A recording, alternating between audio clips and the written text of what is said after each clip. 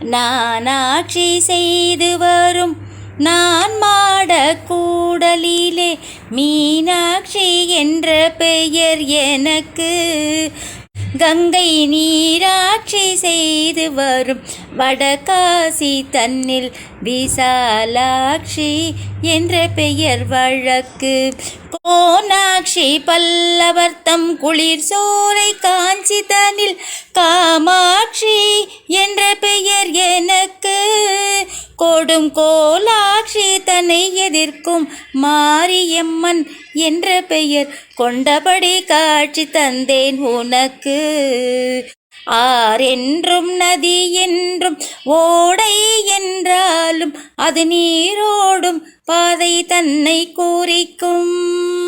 நிற்கும் ஊர் மாறி பேர் மாறி கருமாறி உருமாறி ஒன்றே ஓம் சக்தி என உரைக்கும்.